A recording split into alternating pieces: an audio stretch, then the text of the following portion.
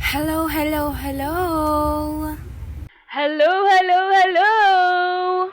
Welcome to High Five Podcast. Hello, kachams! I'm your friend, Andre. And I am your friend, Ate Hershey. And today, we're going to talk about something new. Yes, Ate Andrine, and I am so excited to talk about it. Pero before that, how are you, Ate Hershey? I feel so happy and alive, Ate Andrine. Yes, kitang-kita naman, like, look at you, your smile and your energy. I love it. Yes naman, because when you feel happy, you will look like this. Maybe you start your day with a smile, tama ba? Yes, you are right, Ate Andre. And did you know na kapag you start your day and kakagising mo lang na nakangiti ka, you will look like this. Oh, I love the way you smile, Ate Hershey. Thank you, Ate Andre. Someone said na kung gusto mo mangyari ang isang bagay na gusto mo maranasan, ito ay dapat nag-uumpisa muna sa ating sarili.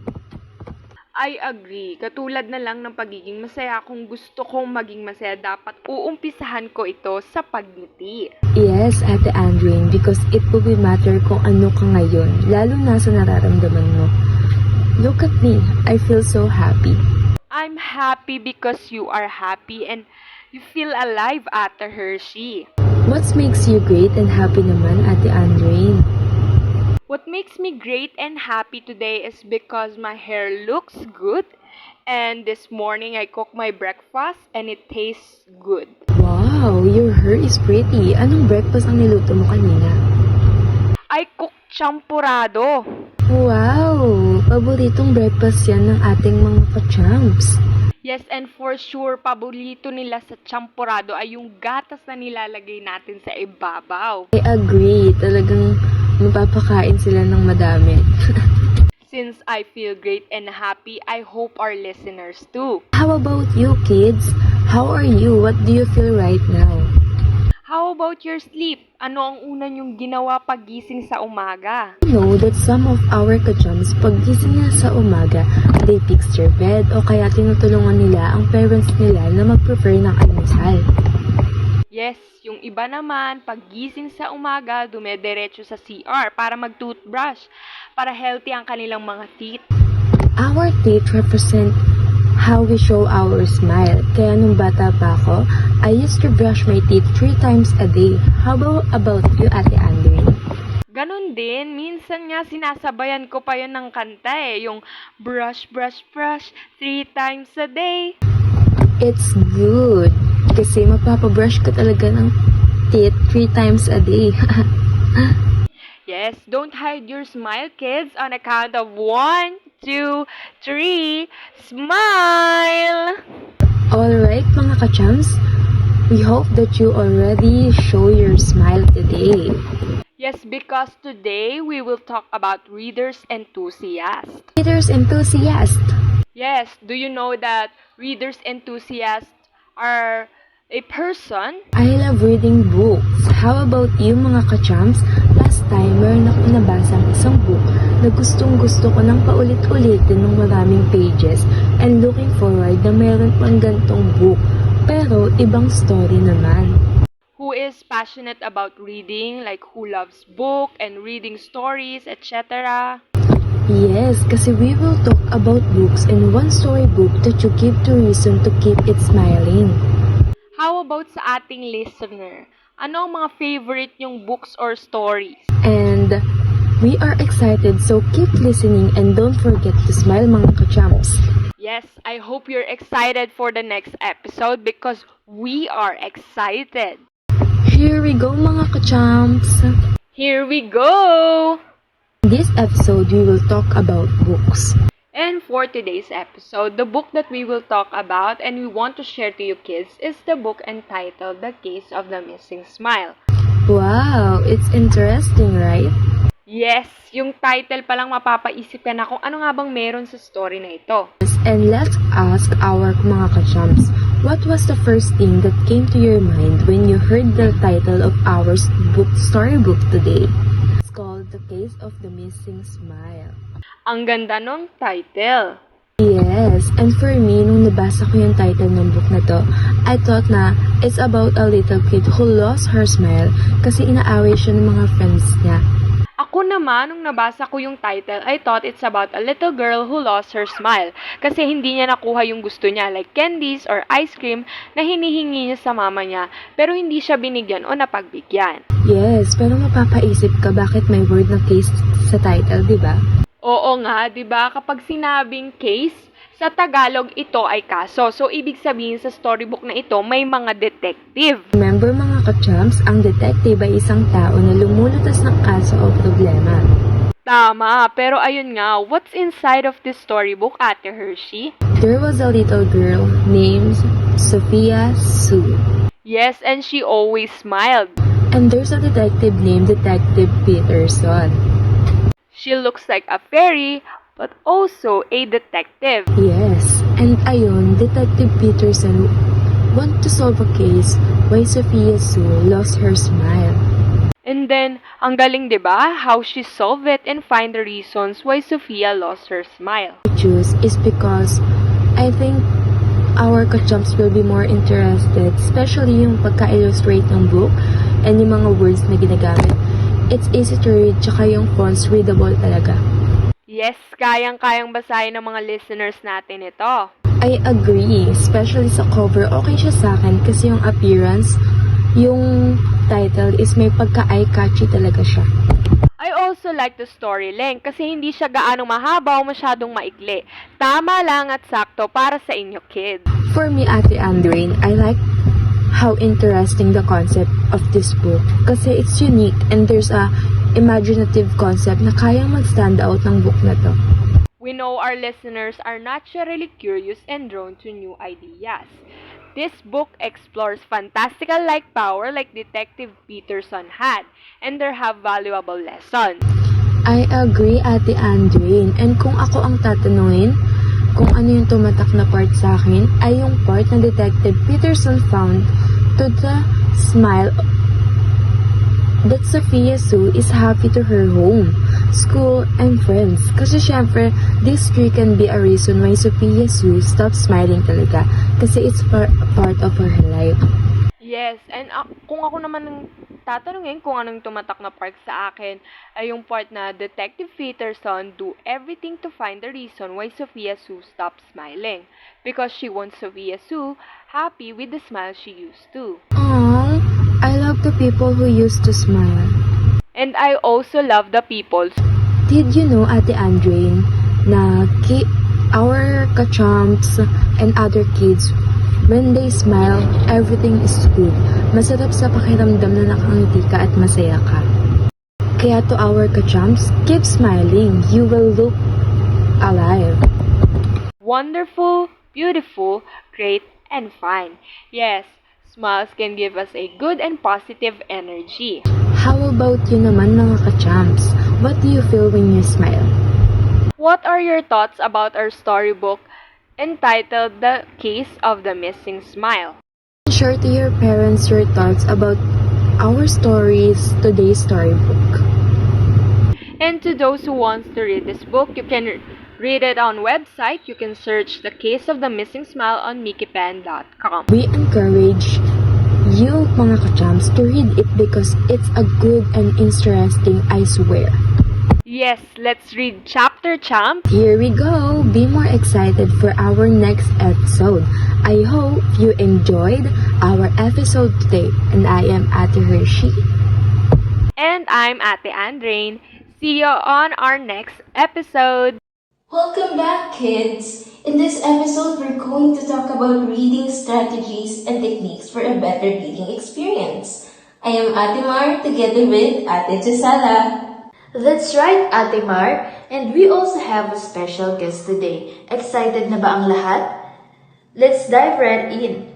Kung sa ating last episode, we made a book review about the case of the missing smile, I think it's also important how to enjoy reading together with our friends.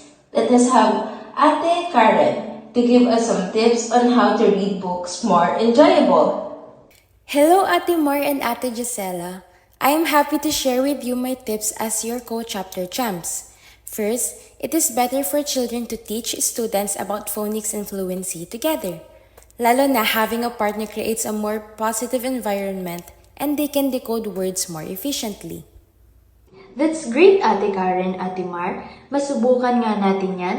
I am also having a problem, especially kapag may mga bagong salita na hindi ko pa naririnig o nababasa. Ate Karen, please give us more tips for better reading strategies. Sure! Next naman, we could ask questions about the text per page para nalalaman natin kung attentive ba si partner and for better comprehension na rin. We could also use a 3-to-1 strategy after the story. First, they must identify 3 things they've learned, 2 interesting points, and 1 question about the text to deepen understanding. Sobrang laki rin ng benefit ng read aloud sa ating mga chapter champs. Having children read text aloud boosts confidence and allow for immediate feedback on pronunciation and expression. Wow! I am having a better view about reading because of this.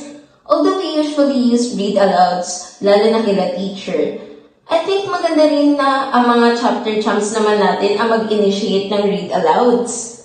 I would also like to add that we can make mistakes on purpose as they ate during read alouds. Because intentionally making errors while reading and prompting children to spot and correct them enhances attention to detail and reinforces learning. And lastly, yung role-playing. As this technique helps children connect with the characters and event, making reading more engaging and memorable. Naalala ko pa, gustong-gusto ko talagang maging si Hermione Granger noong nabasa ko for the first time ang Harry Potter series. Sobrang dami naming natutunan sa mga tips mo, Ate Karen. I will also use this for our chapter champs that are listening today. Thank you for your guesting for today's episode. Thank you rin for having me here. Sana maraming nakuhang tips ang ating mga chapter champs today. I really hope that too, Ate Karen. Now, our chapter champs, let's hear each other for our next episode. Up next, yayain na sila Mommy, Daddy, at ang inyong mga teachers para matuto tayo ng sabay-sabay for better reading experience. Thank you for listening, chapter champs! Welcome back again, mga chapter champs. For today's episode, we're going to talk about how to raise chapter champs from both school and our homes. I am Ate Yulin, your host for today's episode, along with Julian. Hello, chapter chumps! Kasama nyo ngayon sila mommy and daddy or maybe nakikinig din si teacher. Let's listen all together to our new guests. We will be having Kuya Abdul to teach us some strategies to help our parents and teachers in reading. Thank you, Ate Yulin and Ate Julian, for having me here. One of the most important tips that I can give to our parents out there is asking questions to our kid during reading time. This will help out capture camp to comprehend ng maayos ng story na binabasa sa kanila. Next, to promote reading loud to them, I heard that the last episode that the great building their confidence through reading, creating reading corner at home. It helps to encourage them for reading a young age. Like other parts of the house, it shows them that reading is normal for our part of our daily lives. Grabe, sobrang catchy talaga yung sinabi mo about sa reading corners. I think magiging malaking impact nga yan sa ating mga chapter champs. Imagine having your own mini library and also it gives you a quiet place to hang out with your friends while reading together. Now, para naman sa ating mga chapter champs farmers, which I mean teachers natin, meron ka bang mai-recommend para sa kanila? Yes, it's our teachers naman. I recommend role play sa ating mga chapter camp as this build this confidence and also comprehension sa story na nababasa nila. I also think that the book, in case of Missing Smile, would be a great play at also nakikita na natin na sarili nating interpretation na ng mga character chapter na nabasa nila sa kwento.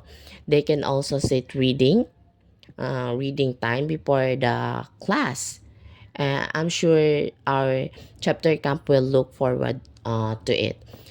For our chapter camp naman with a different learning style, visual learning can enjoy big and colorful books or pops up. For our dictionary learners, have them to repeat words to check their attentiveness. Kinesthetic learning can act out of action. Word of mimic animals of humans movement from the story. Great idea, Kuya Abdul.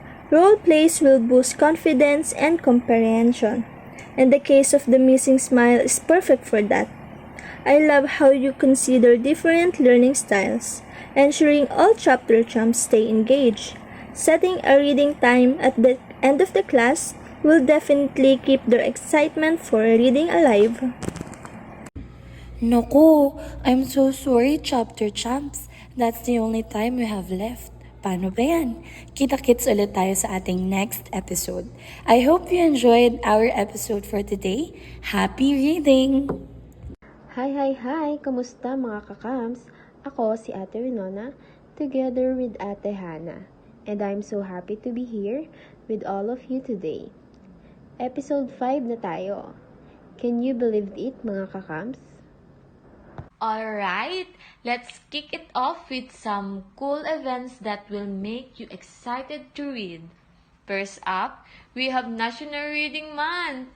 Alam mo ba yun, Ate Winona? We celebrate National Reading Month here in the Philippines. Yes naman Ate Hana. And today, we're talking about something super fun reading. So mga kakams, sit back, relax, and let's talk about events, organizations, and tips to make reading super cool and easy.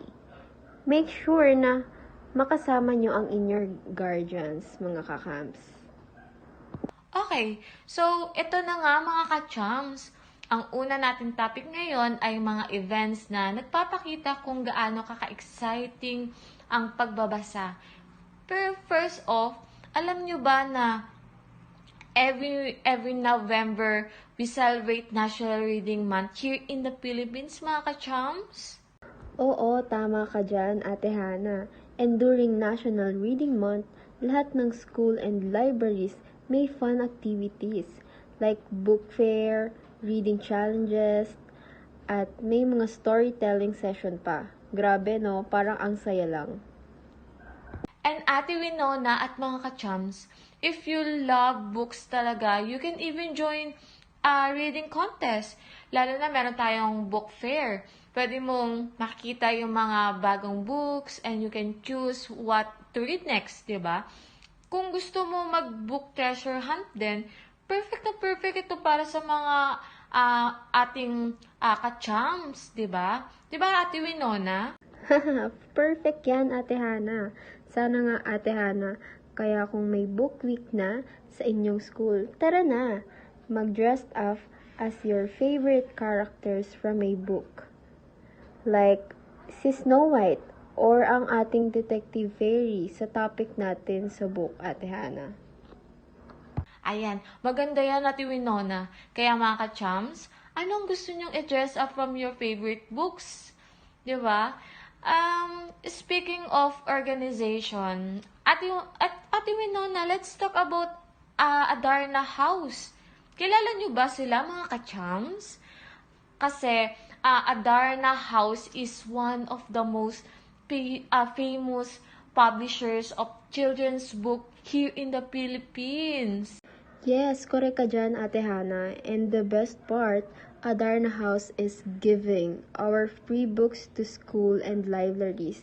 They also publish books in both Filipino and English, cater to a broader audience. Sobrang saya, di ba? Para sa lahat ng bata, may chance na matutong magbasa. That's super exciting naman talaga, Ate Winona. Kaya kung gusto nyo pang magbasa ng iba't ibang libro, you can open and search the Adarna House. As Ate Winona said, they publish free books. Mga kakams, nakakamangha ang libro, hindi ba? Kaya nitong pataasin ang ating self-esteem at makomprehend ng maayos ang librong binabasa nyo. Bago tayo pumunta sa ating final episode, I hope na ma-enjoy nyo ang aming kwento at tips na nasi-share namin sa inyo today. And I hope na dalhin nyo ang excitement hanggang sa susunod na episode, hanggang sa bagong babasahin nyo. See you on final episode, mga kakams! So ayan mga kachams, we are finally here sa ating episode 6. If you found this episode helpful, don't forget to follow and share. It will your friends, lalo na sa mga mahilig din sa books. And of course, you can also message us kung may question pa kayo o kung may mga free book site pa kayong gustong malaman. We can talk about it on next session. So for today's wrap-up, nag-enjoy ba kayo sa mga pinag-usapan nating topic about our magical topic books, mga kachams? Also, I just want to remind you, mga kachams, na reading is fun at kahit tapos na ang ating episodes, we are happy na nakapag-share kami ng tips and free sites para makapagbasa mga bagets na kagaya nyo. And don't forget to ask syempre sa ating guardian first. Ate Hana is right, mga kachams. Nako, parang hindi ko pa kayang i-end ang session na to. Pero tapos na ang mga episodes natin. And I hope lahat kayo ay masaya sa mga kwentong ito, tips na binigay namin this session. Ang dami nating mapag-uusapan, di ba? So, ayan nga, bago tayo mag-end, mga kachams, we're super excited to hear from you. We love getting your message and find out what you think about the story we shared. So, mga kachams, ano ba ang gusto nyong next na pag-usapan? Exactly, Ate Winona. Is right, mga kachams. It's right, mga kachams. Your feedback means the world to us. It helps us make this show even better. At syempre, gusto rin namin marinig kung ano yung mga parts ng episode na sobrang nag-enjoy kayo. Kaya nga, meron ba kayong favorite character or story na nagustuhan? We love reading all your thoughts, mga kachams. Pero yun nga, now, before tayo magtapos, mga kachams, may little surprise kami para sa inyo. Okay, next episode, we will talking about the book na puno ng magic, adventure, at wait for it. Mga super exciting surprises, promise. You won't believe what happened at the end. Ayan, that's it for today, chums. Maraming salamat sa pakikinig and thank you for all the awesome feedback. We'll be back soon with more story and fun, mga kachams.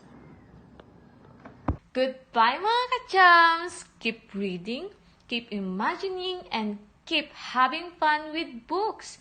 Ate Hana and Ate Winona will see you next time.